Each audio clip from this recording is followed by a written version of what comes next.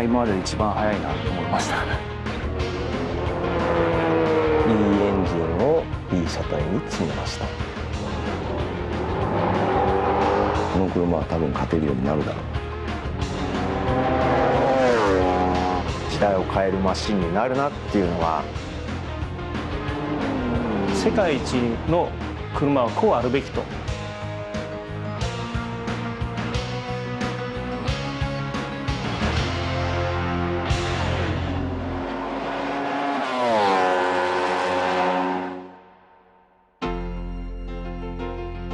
June 2001, the Catalunya circuit in Spain. Honda unveiled its new four-stroke GP engine for the 2002 season. Its development concept was groundbreaking. It was a V-type, five-cylinder engine, developed using an innovative and original approach. The machine, the RC211V. RC is the designation used for the famous Honda four-stroke racers of its early days. 211 signifies that it is Honda's first Grand Prix machine of the 21st century. And the letter V symbolizes the V-type five-cylinder engine and victory.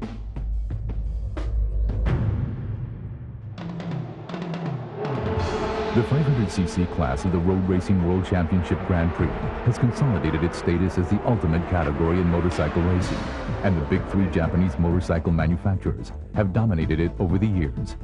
To ensure a promising future for Grand Prix racing, a major decision was made to open the field to two- and four-stroke machines of up to 990 cc's, which would encourage more manufacturers to compete in the Grand Prix premier class, and thus revitalize the world-famous racing category. Starting from the 2002 season, the regulations governing the senior class were changed, and the name of the class was also changed to MotoGP. The new regulations allow four-stroke engines of up to 990 cc's in displacement, which is nearly twice as large as the 500 cc's of two-strokes. Back in 1979, when the 500cc class was dominated by two-stroke machines, Honda opted to give four-stroke engines a try. At that time, to compete against two-stroke machines with the same 500cc displacement, it was necessary to build an engine based on a totally new concept. From that came the NR500, which featured an innovative engine with oval pistons and 8 valves per cylinder. Innovative it was, but it failed to defeat the two-stroke machines. With the two-stroke engine, we might have won earlier. But since other companies were doing the same, I thought if we made an effort at the outset and broke through with a four-stroke machine, the other companies wouldn't be able to keep up with us. It didn't turn out that way after all. The race results were not very impressive, but we learned a great deal technologically from the NR. The NR500 didn't win the championship point during its 4 years of challenge. Since then, capturing the Grand Prix title with a four-stroke machine has been a long-held dream at Honda. At the time of the old NR, the displacement was 500 cc's, the same as with the two-stroke machine. In the upcoming season, I feel there's a good chance of winning because of the difference in displacement. This is an extremely interesting challenge. The engine of the RC211V, Honda's new four-stroke GP machine, was unveiled in January 2001. The world was stunned. Honda described its plan to compete in the Grand Prix using a unique V-type five-cylinder engine layout never tried before, until now. The development of the RC211V took place at Honda's Asaka R&D Center, and the project was headed by Heijiro Yoshimura. He is an experienced engineer who has been involved in the development of numerous race machines. I have a clear picture in my mind of what the world's best motorcycles should be like. Since I've been involved in the development of many racing machines of diverse engine displacement, both two-stroke and four-stroke. Why did Honda choose a unique V-type five-cylinder engine configuration? According to MotoGP regulations, the minimum weight of the machine is determined by the number of cylinders. Taking this minimum weight restriction into consideration, machines with 6 or more cylinders regulated to be 155 kilograms or more was not a good choice.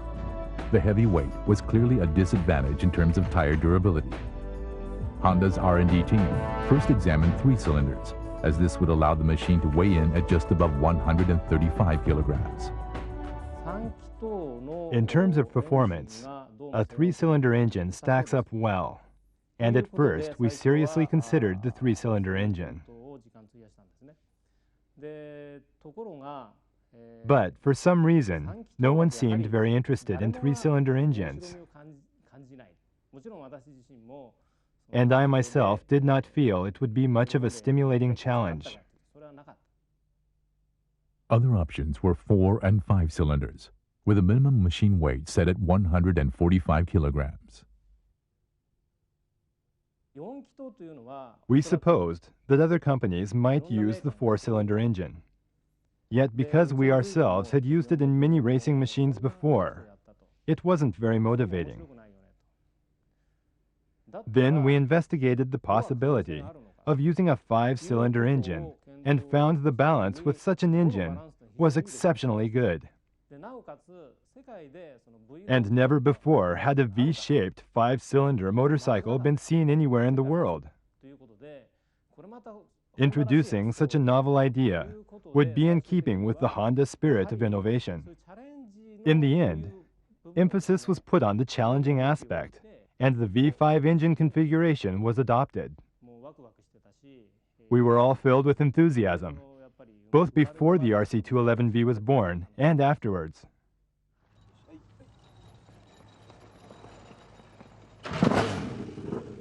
In April 2001, Sportsland Sugo in Miyagi Prefecture was selected as the venue for a shakedown test.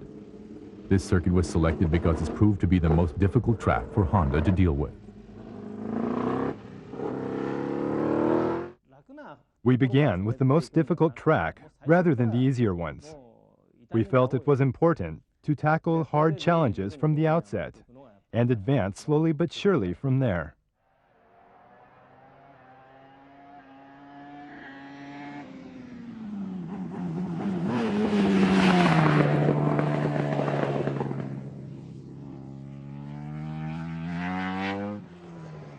Gaku Kamada, a development team rider, took the test machine onto the circuit for the first time. The roar of the 5-cylinder engine seemed to resound everywhere.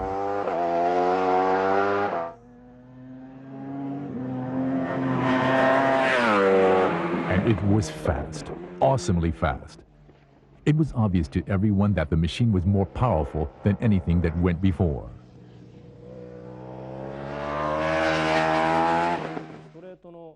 Its straightaway performance was truly awesome.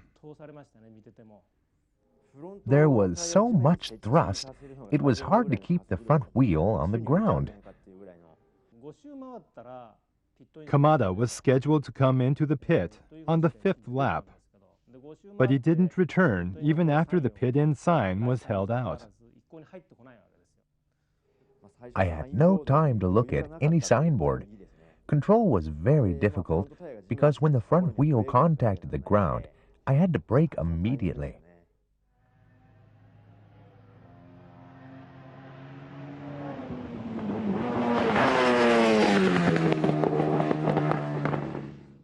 Although there was plenty of full throttle power, it had to be made controllable. Setting work has, well, only just begun. Shogo Kanaumi was in charge of managing all aspects of development testing. At the company test course, he rode the machine to check its basic performance. We felt we had a winning machine, especially because the results showed we were heading in the right direction. The engine cleared the target set for horsepower. However, because of the enormous power of the engine, the rider couldn't open up the throttle fully with any confidence. After the first trial run, Kamada's evaluation wasn't kind at all. He gave the machine only 2 points on a scale of 10. On a scale of 1 to 10, a score of 2 is like saying the machine shouldn't be allowed to run. Sometimes you just have to say some critical things. The score I gave became a topic of much concern at Honda. Some of the Honda people even thought well, I thought the project should be scrapped. But hey, that was not my intention at all. A rating of only 2 points is really a low evaluation, but I took into consideration only the balance of the machine and nothing more. But the other people in the company not involved in the project just saw the figure 2, and so there was great concern. To put it simply, the machine was like a wild, untamed horse. It could barely be controlled. To adjust it so that the throttle could be opened with confidence was the most difficult part.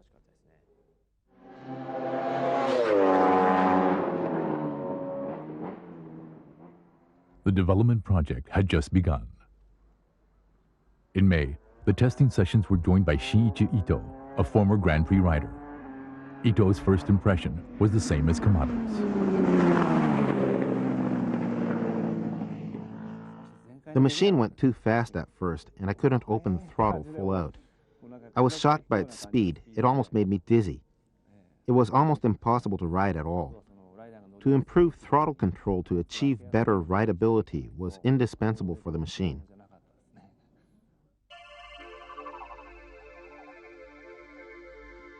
The goal of the development project was clear: to produce a machine capable of completing the required number of laps in the shortest possible time. What was needed to achieve this goal were fast opening laps, stable lap time, and superior performance in the final phase. Though it seems obvious, achieving all the requirements in one machine meant we had to develop a whole new concept.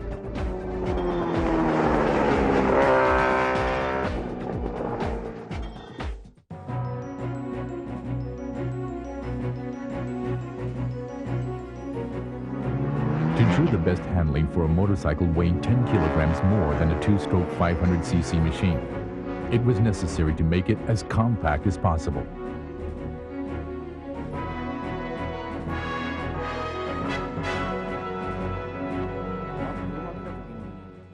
When I first saw it, the motorcycle appeared to be about 600 cc's, not almost 1,000 cc's. When I mounted it, it seemed even smaller. Frankly speaking, I was thinking, what is this? That was exactly what we had been aiming for. We wanted to make a compact machine that wouldn't look at all like it was 1,000 cc's. We wanted to make it as compact as possible for the best handling performance.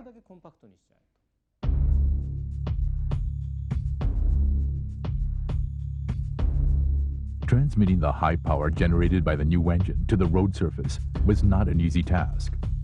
Kamada and Ito were very aware of this fact from the beginning. A completely new rear suspension system was adopted to solve this problem: the Unit ProLink suspension. Finding a good setup for this new suspension system turned out to be one of the most important tasks. Since that was a new challenge, everyone expected that the suspension settings would take up the most time. And that's exactly what happened. That's why everyone outside the project team feared that the machine might not be ready in time. At first, the RCV's behavior seemed unnatural to me because of its new suspension. Over 80% of the people involved, well, they had negative opinions about it. It's always difficult to introduce a new mechanism. If it fails, people tend to consider returning to the old one. But the engineers were confident that this new suspension would someday become the mainstay. Even though some wanted to abandon the new unit, I thought Honda could not win the race without it. The more objections that arose, the more determined I became to introduce the new suspension. Without the Unit ProLink suspension, that enormous engine power could not be properly transmitted to the track.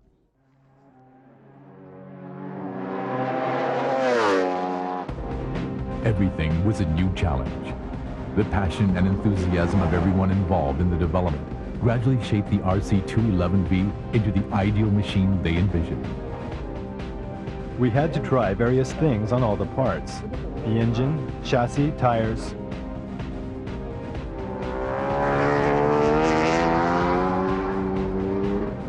I understood that this was Honda's pioneering spirit, the readiness to face new challenges.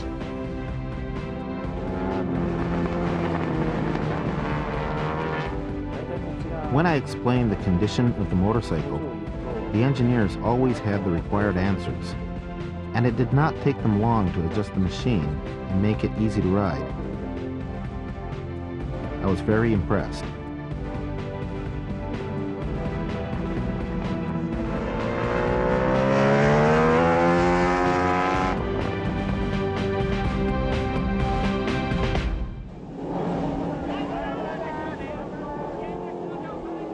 August 2001. The RC211V was unveiled to the public for the first time. Demonstration runs were performed by two RC211V machines. One was piloted by Kamada, and the other by five-time 500cc world champion Michael Doohan.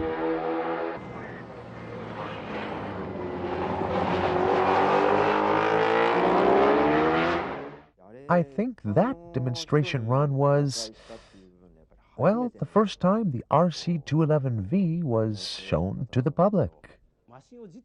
As everyone kept looking at the machine, I felt as if they were looking at me, and that somehow made me nervous.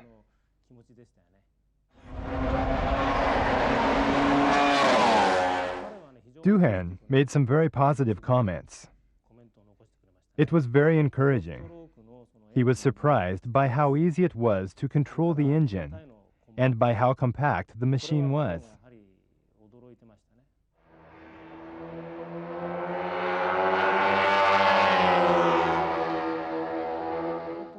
We were still facing many problems at the time.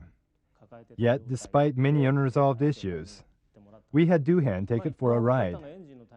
The biggest problem would be engine durability, but we didn't consider it a major issue at that point of development.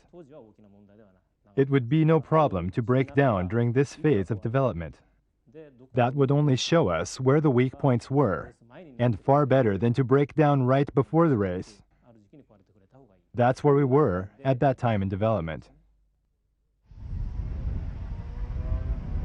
At the Suzuka circuit, the day following the Suzuka 8-hour endurance race, two GP riders finally got their hands on the RC211V for the first time: Valentino Rossi and Toru Ukawa.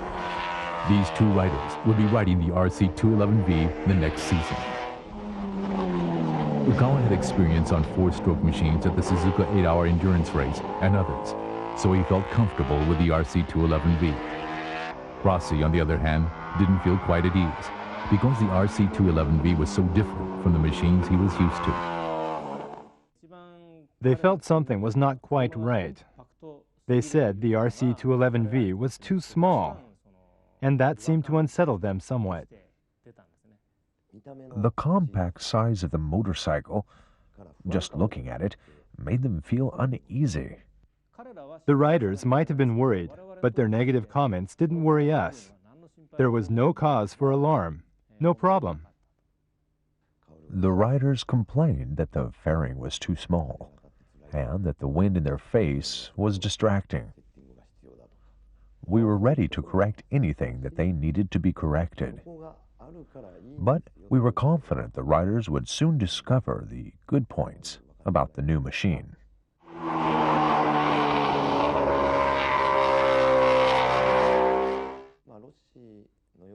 Rossi was very fond of the two-stroke NSR 500. It would be difficult to make any progress if everyone assumed that the ride would not be much different from that of the NSR. New orientations can be uncovered even if the feel is completely different than with the NSR, so long as the times aren't so bad. What concerned Rossi most was the small fairing. It bothered him and made him uncomfortable riding the new machine. He did not feel at home on the RC211V, and that feeling didn't disappear through subsequent testing. October 2001. two world champions performed demonstration runs on the RC211V at the Pacific Grand Prix held at Twin Ring Motegi. One of the riders was Michael Doohan. The other was Fast Freddie Spencer, 500cc world champion in 1983 and 85. Under the reins of these two champions, the RC211Vs showed that the development team had made great progress.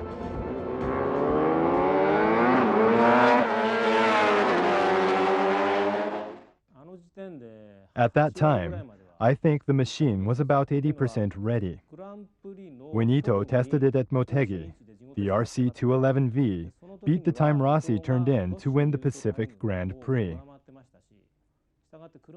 That meant the development work had been completed to a considerable point.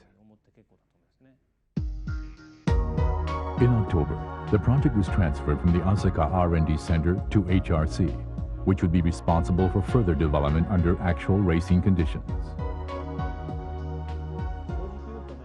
Frankly speaking, as the project leader, I thought over what I should do to make the development team members feel that they had accomplished something, because the development project for them ended without seeing the first race. I felt I had to do something about that. Mr. Yoshimura was afraid that the team members wouldn't get any real satisfaction, even though all of them contributed a lot to the development of the machine. Mr. Yoshimura requested that the original members from R&D keep working on this project until the first race, and that decision was made.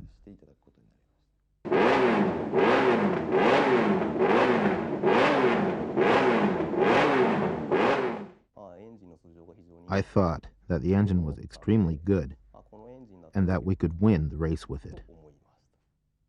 Hisashi Kadomasu succeeded Yoshimura and took charge of the development project in a real racing environment.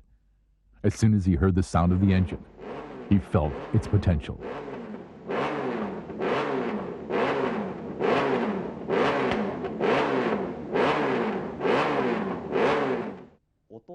The good and bad aspects of a motorcycle become apparent through such features as engine sound, vibration, and the way the engine revs up and down.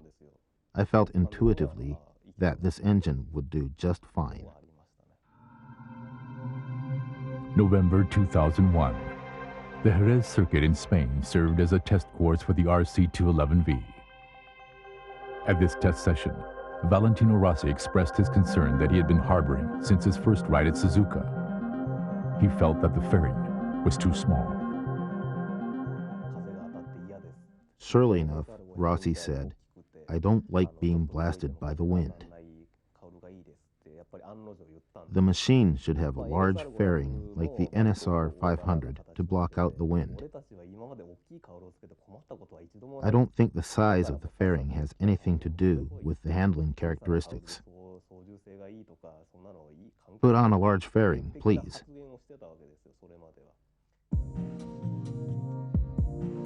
The R&D team responded to Rossi's request. For the test in December at the Phillip Island GP circuit in Australia, a larger fairing was prepared. A larger fairing was made within the range permitted by the basic concept of the machine. When Rossi tried it, he felt that it was harder to handle the machine. For the first time, he recognized that there was a specific reason for setting a compact fairing. He finally approved what we had believed to be correct from the technical aspect. As we moved into year 2002, the opening race was about to be held. The RC211V received its finishing touches. Rossi and Ukawa rewrote the course records at track after track. In terms of lap times, the team was right on schedule. However, an unexpected problem surfaced just before the opening race. We suddenly started having trouble with the durability of parts that we never had problems with before. It was completely unexpected and obviously of great concern. The situation was very tense just before the season started. It was stressful both physically and mentally. The first MotoGP challenge for the 2002 season got underway at the Suzuka circuit in Japan. It was time to see how far the RC211V had come, to see if all of the development efforts had paid off. Rossi and Ukawa had delivered very positive results during off-season testing. But in the week of the very first MotoGP race, an unexpected problem occurred.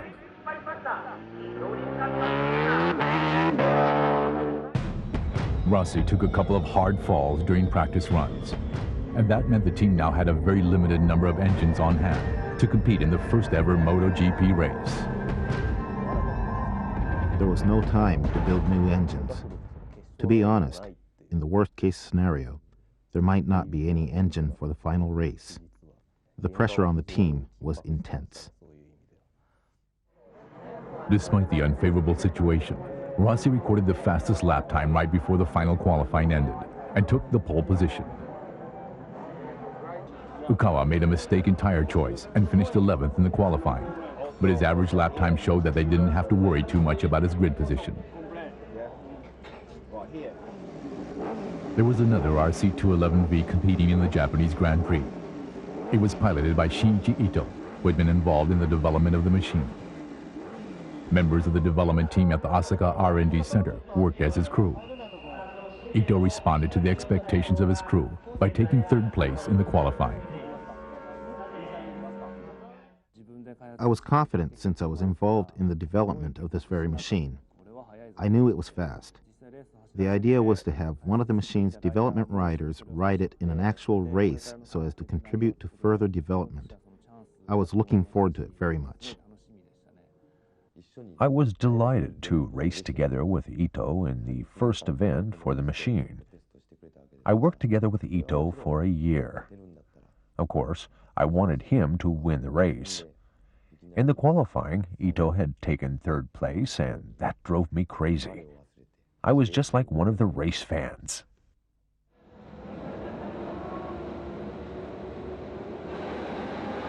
The first race of the MotoGP World Championship was held in the rain. It created more uncertainties for the outcome of the race, especially for Rossi and Ukawa, as it was almost their first time to ride the RC211V in the rain. There was little information available on machine performance in the rain. The development staff was worried that they could lose this important race. I was confident we wouldn't lose, but I couldn't be sure of what would happen. Anything is possible in a race. I was apprehensive because we had so little data to work with.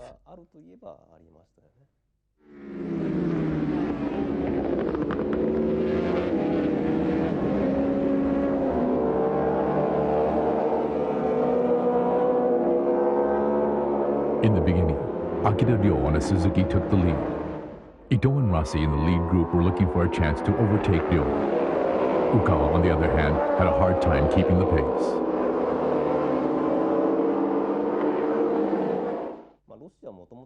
Rossi is not the type of rider to rush out in front in the rain. Watching him ride, it did not seem that he was pushing too much or that he had reached the limit.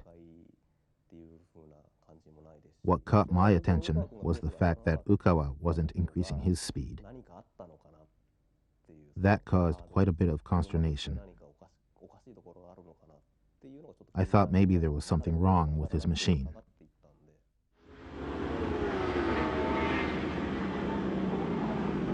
On the 8th lap, Rossi passed Ito and moved into second place. At this time, Ito rode over the curb of the 130R corner and almost ran off the track, but he managed to hold on. I was nervous and worried. I thought that Ito might fall. The situation was very tense. Everyone was hoping that Ito wouldn't fall down.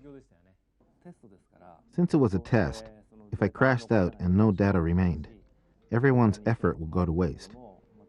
I just wanted to push on, but I kept telling myself it was just a test.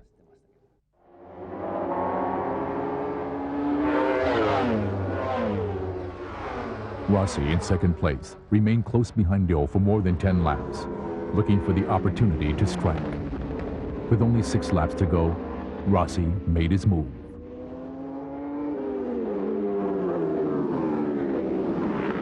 At the chicane, Rossi passed Liu as if he had been calculating the move for a long time. From then on, Rossi and Liu rode hard and fast to the finish.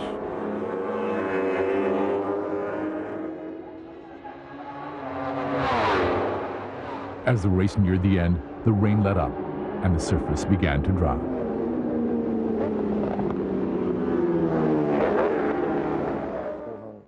It stopped raining during the latter part of the race.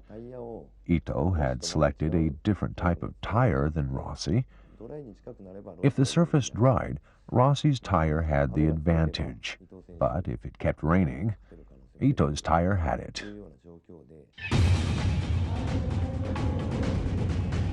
The changing track conditions took the riders out one by one.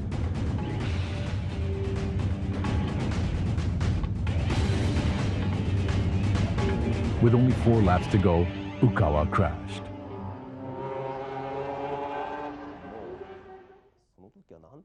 My feelings at the time was simply nothing could be done about it. I knew Ukawa had tried his best, and that's all we could have asked of him.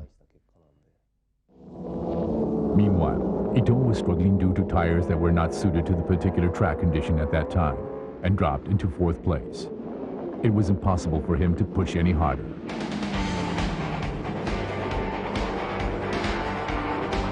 The battle between the top 2 riders continued into the final lap.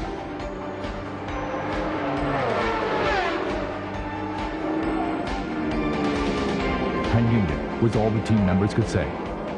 Rossi responded by speeding up and increasing his lead.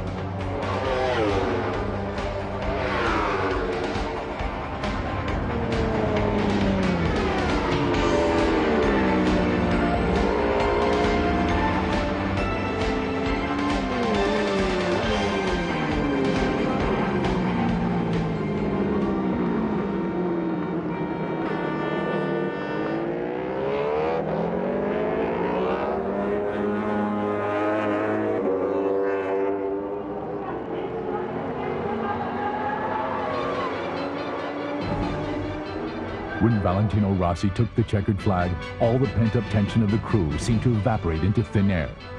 The RC211V was a winner its very first time out. Ito, who faced difficulties in the latter half of the race due to the change in the track condition, finished a respectable 4th. He had proved the potential of the new machine and also himself as a rider.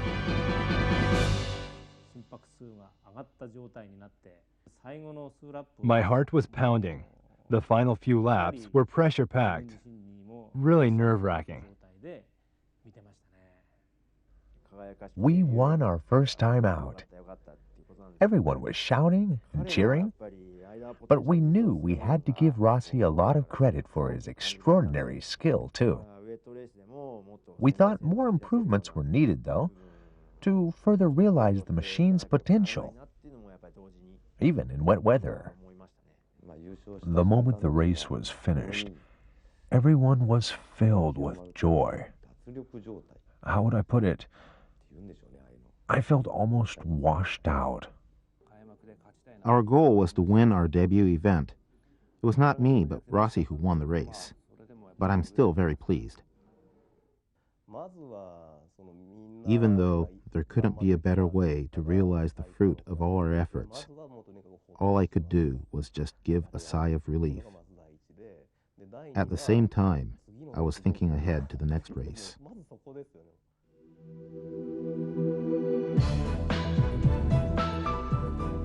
Through the development of the RC211V, there was one thing that the team members would never have traded for anything. That was originality, the Honda way. Engine, chassis, suspension, everything was built from the ground up.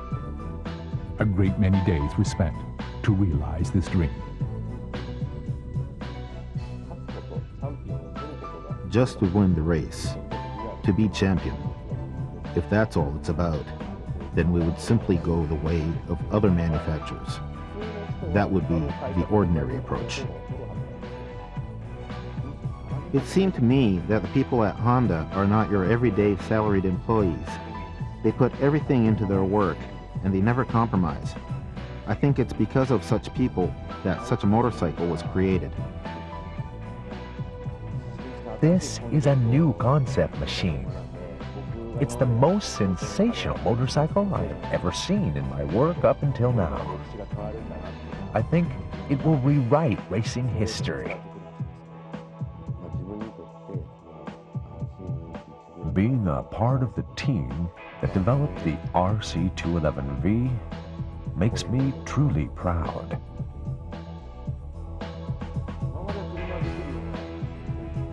I've been involved in the development of many motorcycles. So far, the RC211V symbolizes everything I have achieved in my career.